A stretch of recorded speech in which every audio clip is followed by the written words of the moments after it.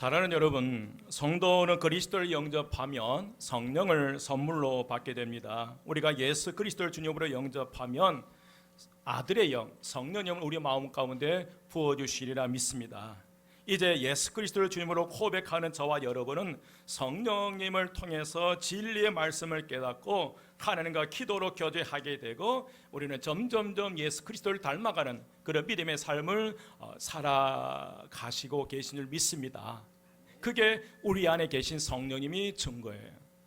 2주 동안 우리가 성령님께서 우리 안에 거하심에 대한 7가지 증거를 말씀을 드렸어요. 우리가 찬송 중에 이렇게 특성하는 가운데 그 찬송 가사에 은혜가 돼서 은혜가 되는 거, 그러니까 하나님의 은혜를 깨닫는 것, 예수 그리스도를 나의 주님으로 고백하는 것, 하나님을 아버지라고 부르고 용서와 마음이 생기고 성령의 근심하심을 깨닫고 또 거룩한 하나님의 서원을 품게 되고 전도하는 마음이 들 때에 우리 안에 누가 계심에?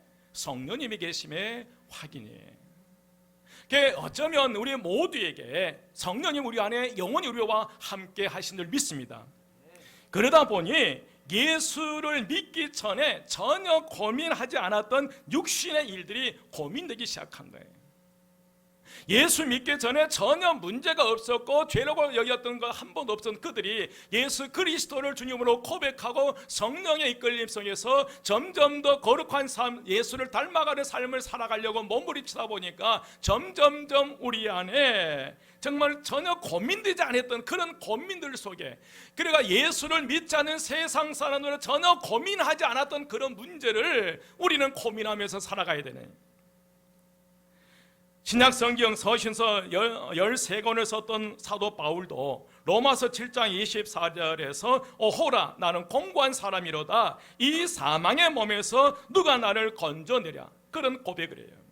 다메섹 도상에서 예수를 만나기 전까지 전혀 문제가 되지 않았던 사도 바울의 육신의 일들이 다메섹 도상에서 누구를 만나서 예수를 만나고 난 이후에 성령의 충만함 속에 성령 이후에 그 삶에 이제 예수 만나기 전에 모든 문제, 육신의 문제들이 이제 부담감을 느끼기 시작한 거예요. 바울은 자신 안에 선을 행하고자 하는 마음과 악을 행하고자 하는 마음이 있음을 보고 괴로워하기 시작해요. 한편에는 하나님의 법을 즐거워하지만 다른 한편에서는 죄의 법에 굴복해버리는 자기 자신을 보게 돼요. 로마서 7장에 드러난 이 바울의 고민이 갈라디아서 5장 17절 말씀에서 좀 더 구체적으로 표현을 하게 됩니다. 오늘 17절 말씀에 보시면 육체의 소욕은 성령을 거스리고 성령은 육체를 거스리나니 이 둘이 서로 대적함으로 너희의 원하는 것을 하지 못하게 하려 함이라. 악을 행하고자 하는 마음이 육체의 소욕으로 선을 행하고자 하는 마음은 육체의 욕망으로 표현되고 있는 걸 볼 수 있어요. 문제는 우리 안에, 오늘 저와 여러분 안에 육체의 욕망과 성령의 욕망이 함께 존재한다는 거예요. 우리 내면에 공존하는 두 성품, 육체의 욕망과 성령의 욕망은 끊임없이 갈등을 하기 시작해. 한쪽은 육체의 소망의 이끌림 속에 살아가게 죄의 길을 법을 따르려고 하고, 한쪽은 성령의 인도함, 성령의 이끌림 속에 살아가려고 하다 보니까 내 마음속에 자꾸 이런 갈등이 생겨요. 오늘도 여러분 고민 많이 하셨을 거예요. 교회를 갈 것인가 말 것인가. 여러분, 우리의 심령 상태에 따라 육체의 소욕과 성령의 욕망이 서로 엎치락 뒤치락 하다가 강한 쪽이 약한 쪽을 장악해 버린다는 거예요. 인디언 마을의 주장인 한 노인이 어느 날 손자를 앉혀놓고 이런 질문을 했어요. 우리 마음속에는 선한 늑대가 있고 악한 늑대가 사는데 두 마리는 항상 으르렁거리면서 싸운단다. 그러면 너는 생각하기를 어떤 늑대가 이길 것 같냐? 라고 질문을 던졌어요. 그 손자에게. 그 손자가 곰곰이 생각해 보니까 어쩔 때는 선한 늑대가 이길 것도 같고 악한 늑대가 이길 것 같고 알뚱말뚱해요. 그래서 이 손자가 다시 그 할아버지에게 누가 이겨야고 물은 거예요. 여러분, 내 안에, 오늘 저와 여러분 안에 선한 늑대와 악한 늑대가 있다면 누가 이길 것 같아요? 오늘 저와 여러분 안에 선한 늑대와 악한 늑대가 있다. 누가 이길 것 같아요? 예, 오늘 이제 그 너희는 너무 간단하게 대답을 하는 거예요. 그 선자의 질문에 우리가 먹이를 준 늑대가 이긴다는 거예요. 여러분, 우리 모든 것이 선택이고 책임입니다. 결국 밥을 준 쪽에 늑대가 힘이 생기는 것이고, 밥을 준다고 하는 것, 내 안에 육체의 소욕과 성령의 어떤 마음에 내가 그 쪽에 내가 원하는 밥을 준다고 하는 것은 그 모습을 인정하고 선택하고 사랑하기 때문에 그쪽에 밥을 준다는 거예요. 이 두 마리의 늑대 모두 자신에게 밥을 달라고 끊임없이 우리의 심령 속에서 소리를 지르는, 으르렁거리는 소리를 짓는다니. 그때에 정말 어떤 늑대에 내가 밥을 주느냐에 따라서 그 사람이 운명이 결정이 되게 되는데, 이 선택은 누구에게 있다는 거예요? 오늘 저와 여러분 자신에게 있다는 거예요. 마찬가지로 여러분, 우리 안에 공존하는 이 육체의 욕망과 성령을 따르고 하는 그 마음 중에 우리가 먹이를 많이 주는 쪽이 이긴다는 거예요. 육체의 욕망이 됐든지 성령님을 따르는 그 마음이 됐든지 먹이를 준다는 것은 그것을 내가 인정하고 선택하고 그걸 사랑한다는 거예요. 내가 육체의 소욕에 먹이를 많이 준다고 하는 것은 세상 살다 보니 이런 일 저럴 때문에 내가 아무래도 육체의 소욕에 크게 더 관심이 있게 되고 더 사랑하기 때문에 육체의 소욕에 육신의 일에 먹이를 많이 주게 된다는 거예요. 그렇다면 여러분은 어느 쪽에 먹이를 많이 주고 살아가십니까? 지금까지 쭉 인생의 삶을 살아오면서 어느 쪽에 먹이를 많이 주는 삶을 살아가고 계세요? 먹이를 많이 주는 쪽이 더 많은 열매를 맺게 돼 있어요. 내가 육체의 욕망에 먹이를 많이 주게 되면 육체의 일에 열매를 맺게 되고, 내가 성령의 그 마음에 성령의 욕망에 먹이를 주게 되면 성령의 열매를 맺는 믿음의 삶을 살아갈 수 있으리라 믿습니다. 하지만 오늘 바울은 갈라디아 성도들에게 오늘 저와 여러분에게 단호하게 성령을 따라 행할 것을 말씀하셔요. 누구를 따라? 성령을 따라요. 오늘 16절과 18절 말씀에 보면 우리가 성령을 따라 살아갈 때에 육체의 욕심을 이루지 않고 율법 아래 있지 않다라고 말씀하셔요. 우리가 누구의 인도함을 받을 때, 성령님의 인도함을 받을 때에 우리는 더 이상 육체의 욕심에 이끌리지 않고 우리는 율법 아래에서 종의 노릇을 하지 않는다는 거예요.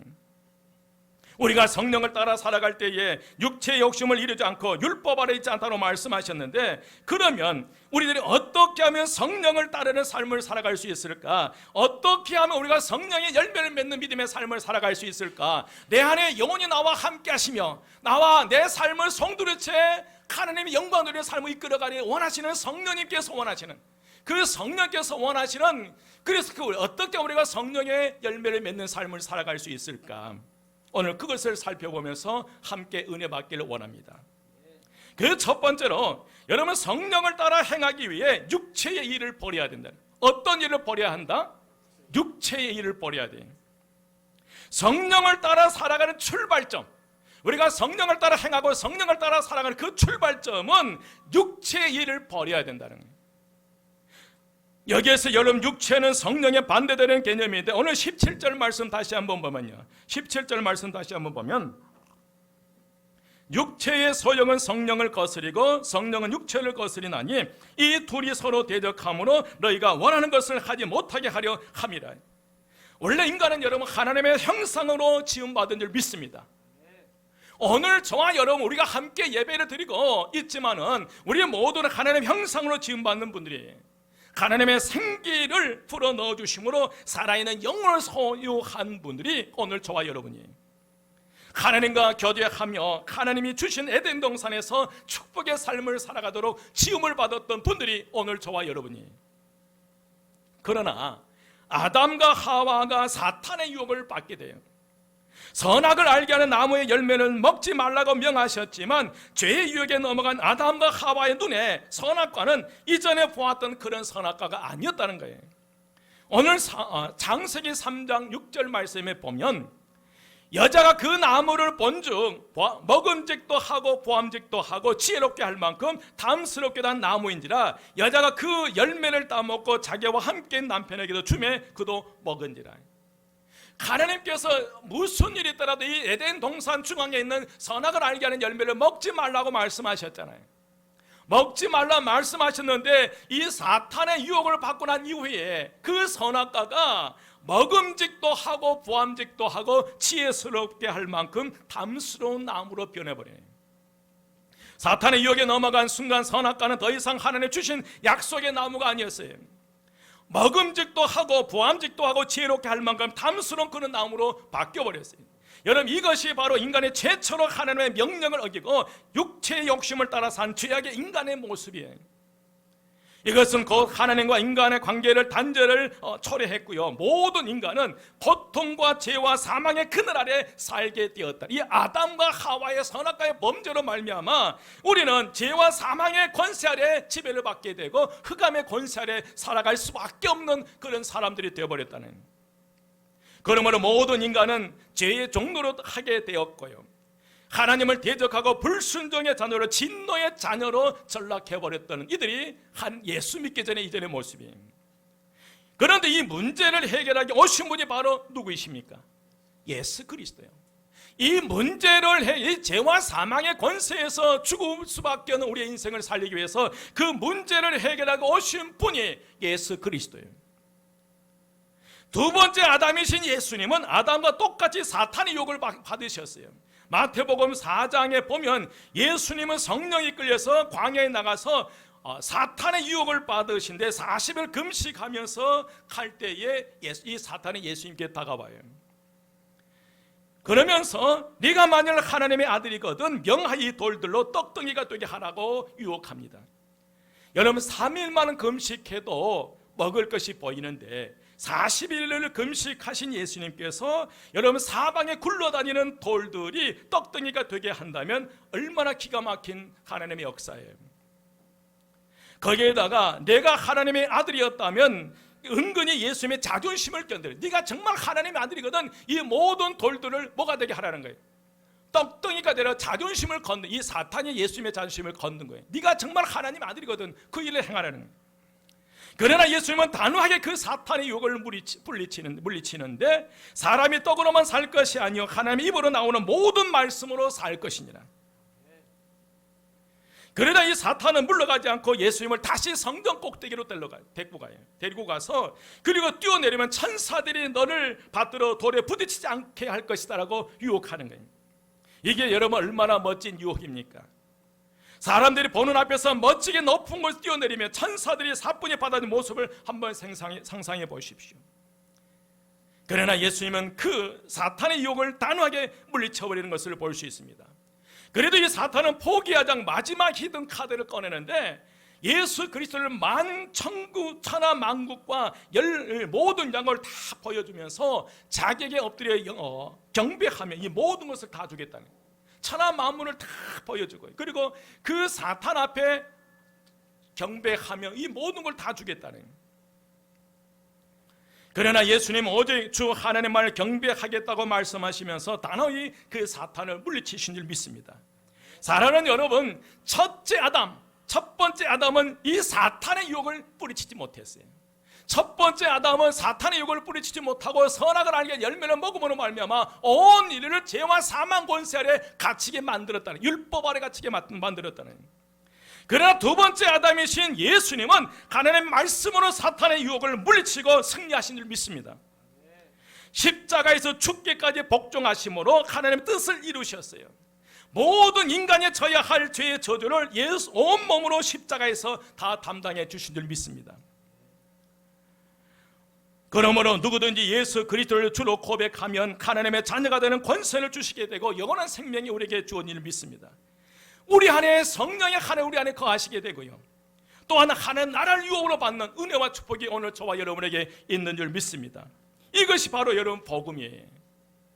사랑하는 여러분, 예수 믿고 구원받은 그리스도인들은 마땅히 주님의 제자로서 육체의 일을 버리고 성령을 따라 살아가야 될 줄 믿습니다.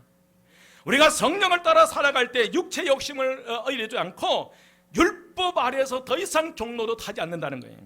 그런데 당시 갈라디아 교회 안에는 이 십자가의 복음을 떠나서 주님의 영광을 가리운 자들이, 유대주의자들, 율법주의자들이 이 갈라디아 교회 안에 있었다는, 이들이 성도들의 어떤 그 신앙을 혼돈하게 만들어버렸어요. 혼미하게 만들어버렸어요. 이들은 하나님이 주신 자유를 육체의 종로로 타는 도구로 잘못 사용하게 했고요.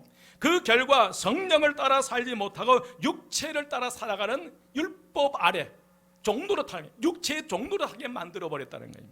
이러한 모습을 보면서 바울은 육체를 따라 살아가는 일들을 구체적으로 언급했어요. 어떤 게 육체를 따라 살아가는, 오늘 여러분 19절과 21절 말씀, 19절에 21절 말씀이에요.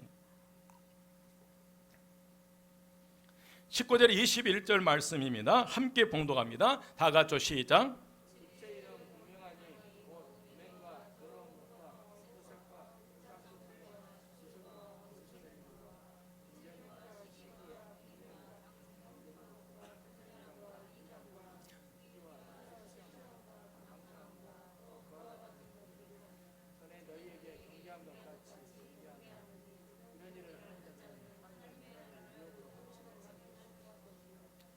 아멘.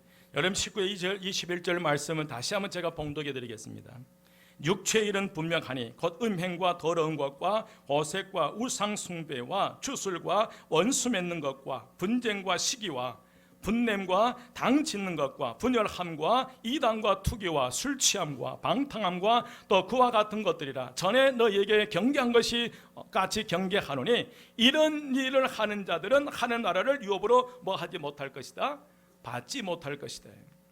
바울은 열거할 제목이 너무 많아 미처 다 열거하지를 못하겠다네.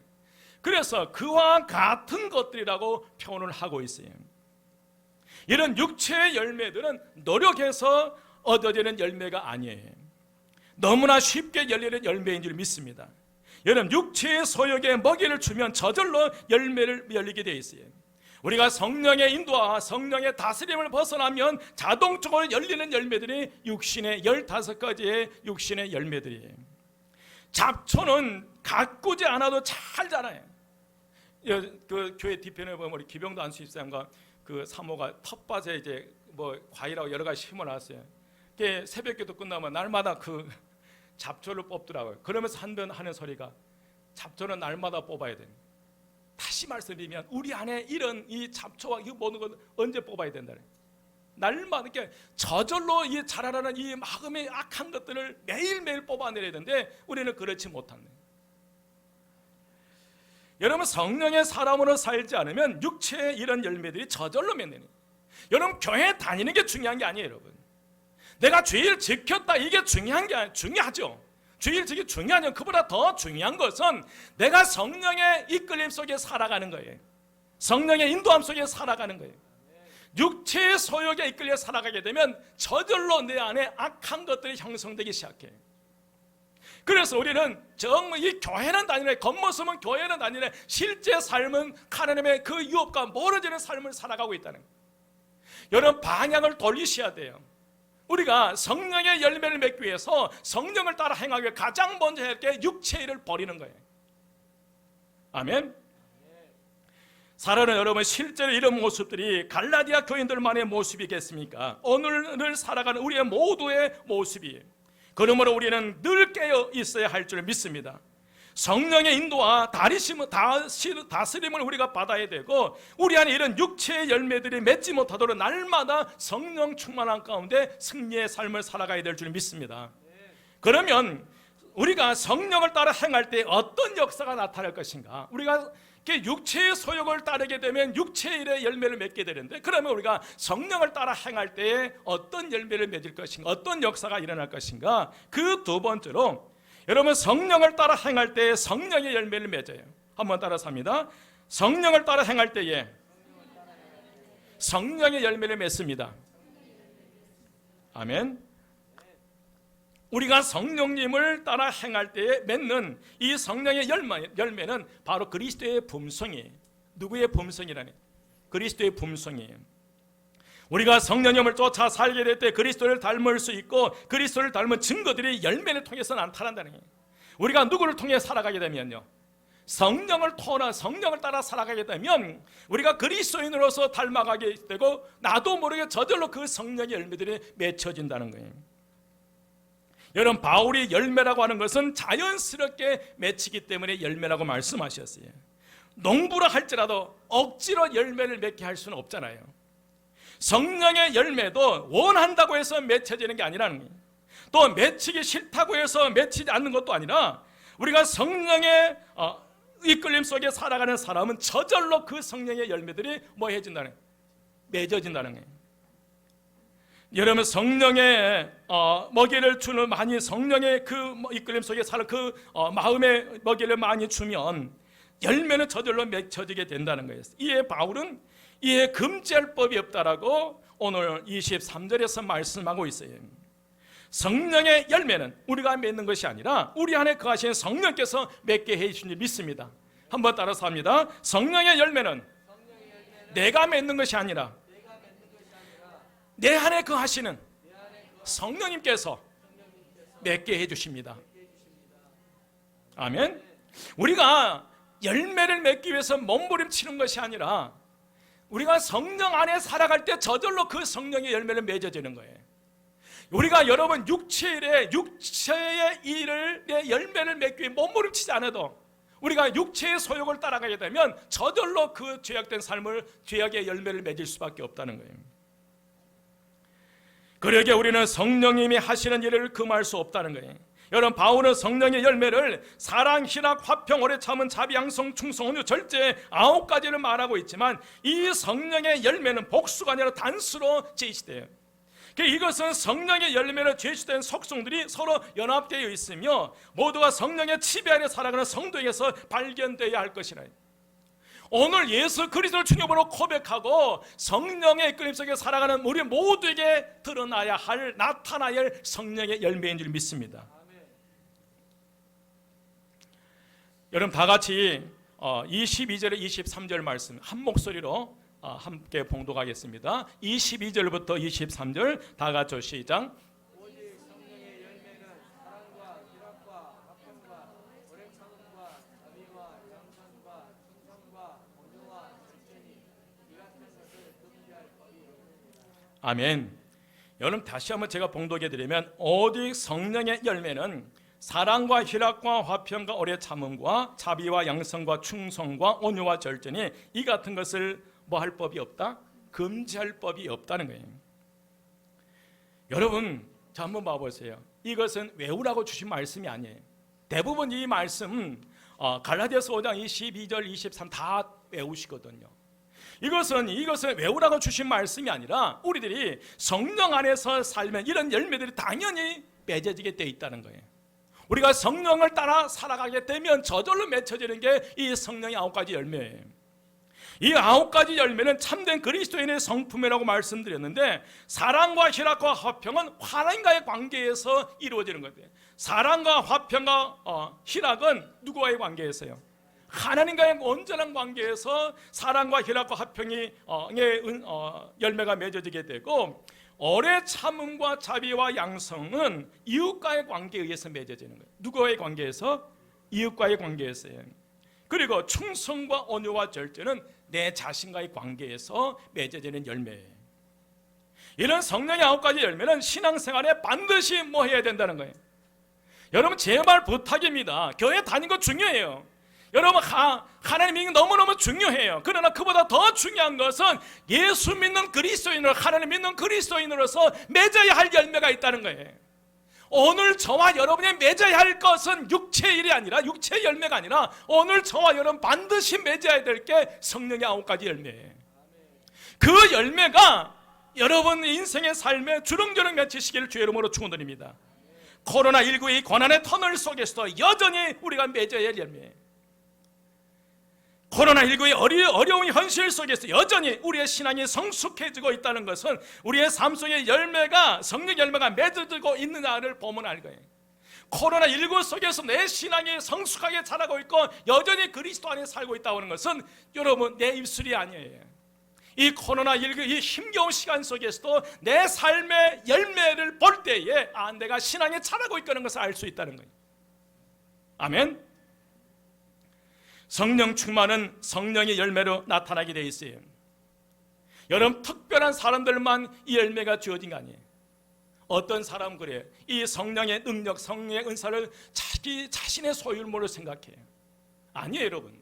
우리가 성령 충만을 받는다는 것은 성령을 채우는 게 아니라 내가 성령에 사로잡힌 거예요. 내가 성령의 이끌림, 성령에 따라 행동한다고 하는, 내가 성령에 사로잡히는 삶을 살아가는 거예요. 그래서 우리의 성령의 열매가 우리의 삶 가운데 날마다 풍성하게 맺어질 때 놀라운 능력의 역사가 나타난 줄 믿습니다. 그래서 우리가 성령을 따라갈 때 이 맺는 열매가 오늘 저와 여러분의 삶에, 여러분의 인생의 삶에 이 9가지 열매가 나타나시기를 주의 이름으로 축원드립니다. 우리가 맺어야 할 그 열매, 여러분 22절부터 다시 한번 23절까지 한 목소리로 또박또박 봉독합니다. 다 같이 시작. 오직 성령의 열매는 사랑과 희락과 화평과 오래 참음과 자비와 양성과 충성과 온유와 절제니 이 같은 것을 금지할 법이 없느니라. 여러분, 이게 노력할 필요 없다는 거예요. 내가 열매 맺기 위해서 노력할 필요가 없어요. 우리가 어디에 사로잡혀 있으면 성령님의 사로잡혀. 여러분, 성령님은 어디가 계신다는 거예요? 이미 저와 여러분 안에 와 계셔요. 그 성령 인정하고 이끌려 살아가다 보면 저절로 나도 모르게 이 귀한 열매들이 주렁주렁 맺는 역사가 나타나리라 믿습니다. 세 번째로, 우리가 지속적으로 성령의 열매를 맺는 삶을 위해서 십자가에 못 박는 삶을 살아가야 돼요. 한번 따라서 합니다. 성령의 열매 맺는 삶을 지속적으로 살기 위해서 십자가의 못을 박아야 합니다. 우리가 예수 믿기 전에는 세상에 속했던 사람들이었어요. 아멘. 이제 소석의 변화가 일어나 천국 백성이 됐다는 거예요. 여러분 한번 봐보십시오. 여러분 더 이상 저와 여러분은 한번 봐보시는, 옆에 한번 봐보세요. 그분은 얘기하세요. 세상 사람이 아니라 나와 같이 천국 백성입니다.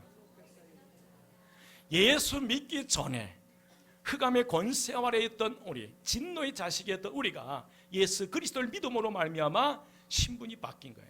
하나님의 천국 백성이 되고 하나님 나라의 시민권이 오늘 저와 여러분에게 있는 줄 믿습니다. 그래서 성도들은 이 세상에 살지만 하늘나라 시민으로서의 소속과 하나님에 대한 경외심을 가지고 살아가야 돼요. 이러한 확신이 그 죄의 유혹으로부터 우리를 지켜줄 수 있으리라 믿습니다.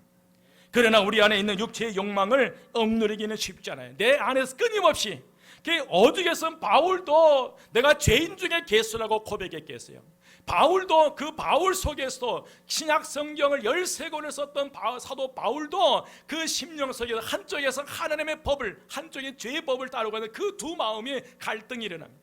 그래서 내가 죄인 중에 개수로다라고 고백하잖아요. 이런 끊임없는 이 갈등 고민 속에서 우리가 어떻게 살아갈 것인가? 여러분, 사도 바울은 성도가 어떻게 해야 계속해서 성령의 열매를 맺을 수 있는지에 대해서 우리에게 가르쳐 주셔요. 24절 말씀이에요. 24절 한 목소리로 다 같이 봉독합니다. 다 같이 시작.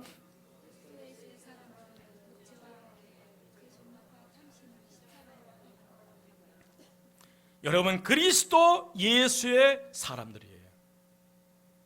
오늘 우리는 누구예요, 여러분? 누구의 사람들이에요?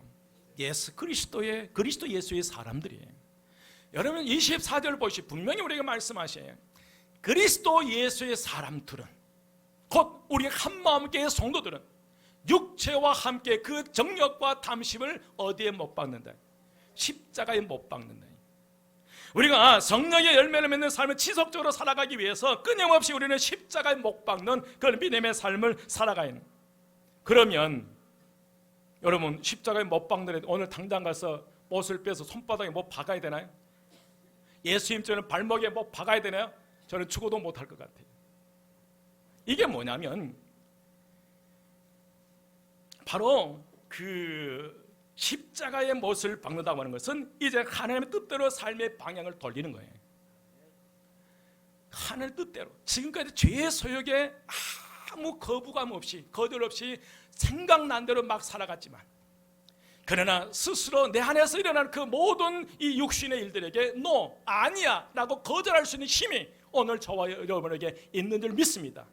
그 힘이 십자가에 못 박는 삶이, 십자가에 못 박았다고 하는 것은 이제 하는 뜻대로 살아가의 삶의 방향을 돌리는 거예요.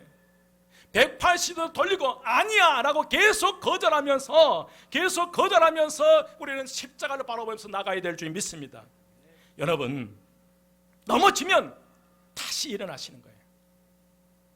넘어지면 다시 일어나 성령님을 따라 행하다 보면 나도 모르게 저절로 사랑, 희락, 화평, 오래 참은 자비양성, 충성, 온유, 절제의 열매를 맺을 수 있다는 거예요. 여러분, 넘어지면 일어나세요. 우리는 연약해요, 나약해요. 언제 어떻게 넘어질지 모르는 거예요. 여러분, 넘어짐을 두려워하지 마십시오. 실패를 두려워하지 마세요. 다시 뭐 하면 되는 거예요. 일어나, 의인은 7번 넘어진다 할지라도 다시 뭐 하려니와 일어나려니와. 여러분, 우리에게 육체의 소욕을 따라 살아가는 삶과 성령을 쫓아 행하는 삶이 있어요. 선택은 오늘 저와 여러분에게 있어요. 그러나 바울은 결론적으로 25절과 26절 말씀에 정확하게 말을 해요. 오늘 말씀의 결론이에요. 함께 봉독합니다. 25절 26절 다 같이 시작.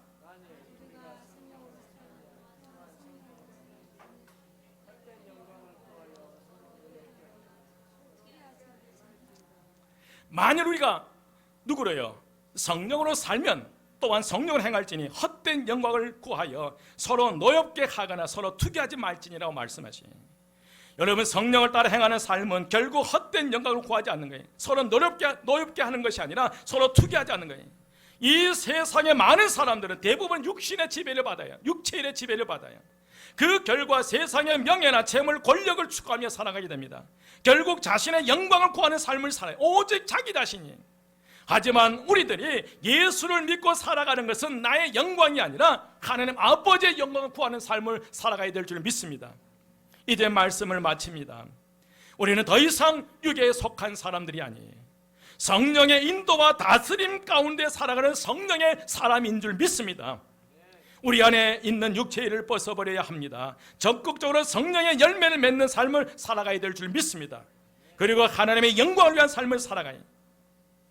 동시에 여러분, 이웃과의 관계에서도 서로 노엽게 하지 말아야 되고 서로 투기하지 않아야 돼요. 오늘 사도 바울의 마지막 결론 25절 26절 다시 한번 보시기 바랍니다.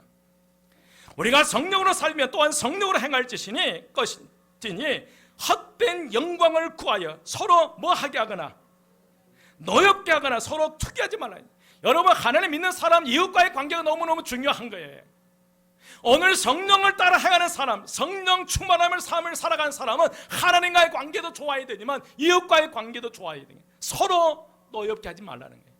오늘 코로나19로 인해서 굉장히 많은 분들이 신경이 굉장히 예민해져 있는 이때에 정말 한 말씀 한 말씀이 격려와 위로와 그분들을 세워가는 그런 믿음의 삶을 살아가시기를 주의 이름으로 축원드립니다. 성령 강림주일 넷째 주일을 맞이하여 우리 모두 성령 충만하여 주님의 영광을 선포하는 이 복의 통로가 되시기를 주의 이름으로 축원드립니다. 누가 뭐래도 우리는 성령의 사람이에요. 적어도 한마음교회 다니는 성도는 어떤 사람이다? 성령의 사람, 성령의 이끌림 속에 살아가고 계세요. 여러분, 거절하십시오. 육체를 거절하다 넘어지면 다시 일어나면 되는 거예요. 여러분, 지난주에 말씀드렸던 한 청년이 이제 자신은 예수 환 믿었다고 찾아왔다고 그랬잖아요. 세례 받기 전에 무슨 일이 있더라도 절대로 이제 회식 자리나 술자리는 가지 않겠다고 다짐했다고 그랬잖아요. 그런데 회식 자리에 가서 해설 안 될 일 해버린 거예요. 그게 스스로 자괴감이 빠져서 목사님이 찾아와서 얘기했을 때 그 목사님이 그거예요. 에베소 4장 30절 말씀. 성령을 뭐 하지 말라. 하나님을 근심하게 하지 말라. 그 청년이 물었잖아요. 너와 함께 그 회식 자리에 있는 사람, 다른 사람들도 너와 똑같은 생각을 하고 있냐? 그 청년이 생각 아니라는 거예요. 오히려 다른 사람들은 집에 가서 정말 오늘 잘 놀았다 하고 생각하고 두 다리 뻗고 잘 거란 말이에요. 그러나 너는 왜 이런 고민들을 하냐? 네 안에 누가 계시기 때문에? 성령님이 계시기 때문에. 여러분, 거룩한 분담감을 가지셔야 돼요. 이 코로나19에 우리는 사명을 가지시고 오직 나 혼자만이 아니라 신경 어려운 이들과 함께 하시기를 주의 이름으로 축원드립니다. 기도드리겠습니다. 아버지 하나님, 부족하고 연약한 저희들이지만은 이제 성령에 따라 행하는 믿음의 삶을 살아갈 수 있도록 은혜 주심에 감사합니다. 육체의 소욕은 성령을 거스리고 성령은 육체를 거스리나니 이 둘이 서로 대적함으로 너희가 원하는 것을 하지 못하게 하려 함이라라고 말씀하셨습니다. 아버지 하나님, 만일 우리가 성령으로 살면 또한 성령으로 행할지니 헛된 영광을 구하여 서로 노엽게 하거나 서로 투기하지 말지니라고 말씀하십니다. 힘겨운 이 어려운 세상 속에서도 오직 성령의 이끄심 속에서 성령의 열매를 맺는 믿음의 삶을 살아가는 저희 모든 성도님 될 수 있도록 축복하옵소서. 예수님 이름으로 기도드립니다. 아멘. 있어서 길이요 진리요 생명이 되신 우리 주 예수 그리스도의 은혜와 하나님의 크신 사랑하심과 성령님의 감화 감동 충만 역사하심이 이제 육체의 소욕에 이끌려 육체의 일에 열매를 맺는 인생이 아니라 단호하게 거절하고 거부하고 성령의 이끌림 속에서 성령의 열매를 맺고 탁월한 믿음의 삶을 살아가기를 원하고 다짐하는 결단하는 우리 모든 성도들과 그의 가정과 그의 하는 모든 일이 우리 교회와 이 지역사회와 이 나라와 이 민족이 지금부터 영원까지 함께 하시기를 간절히 축원드리옵나이다. 아멘.